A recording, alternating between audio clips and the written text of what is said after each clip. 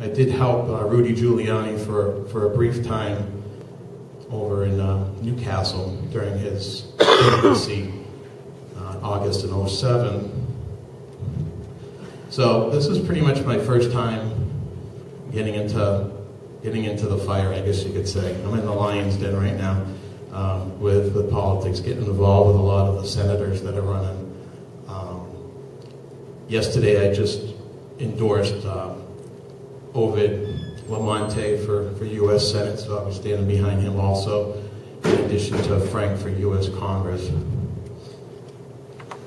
There's two gentlemen that are representatives in Epping and Fremont now. One is, his name is Dan Itzy. He's on his 4th term as state representative. He's a Republican, but he's a conservative. Tim Comerford is also a Republican conservative, and he'll be starting his 2nd term shortly. I got both of them supporting me. They're guiding me along, being new to the atmosphere. But I'm up here just for a few minutes to introduce myself and let you know that I am running in Epping and Fremont, and the primary in September is coming real fast. I'm getting kind of nervous, but I think we'll do all right. There's a Democrat that's actually the incumbent is a Democrat that I'm trying to that I'll be competing with in the primary and also in the general election. And he's also, I don't know if you've seen him on the paperwork with the Liberty Alliance, but he's at a D rating right now.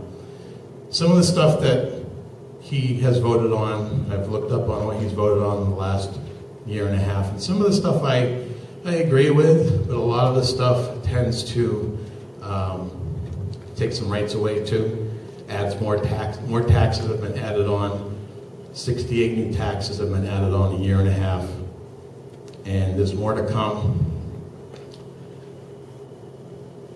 I'm noticing that a lot of the representatives up in Concord right now are, unfortunately, particularly it's more one side, one party, that they think that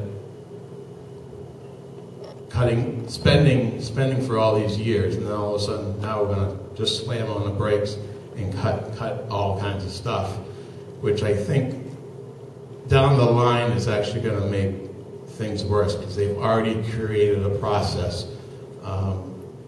Governor Lynch has already cut twice within the last 6 months. Started out with 87, I believe it was 78, he just cut about a month and a half ago. But I am definitely for cuts, but the important thing is we need to stop the spending. The spending is out of control. And what they're doing right now is they're spending, but they're also cutting. In order for them to spend, they're going to tax you even more.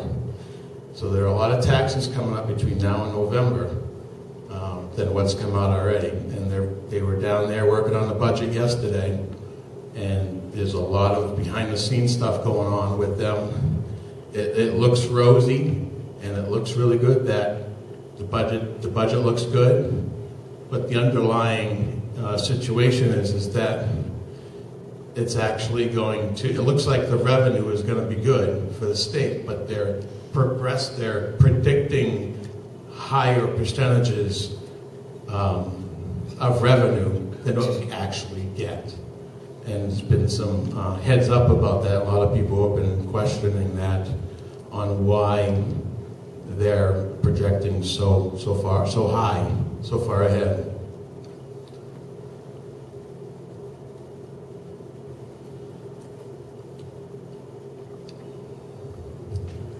To get back to my personal life a little bit, try to get everybody to know as much about me as possible.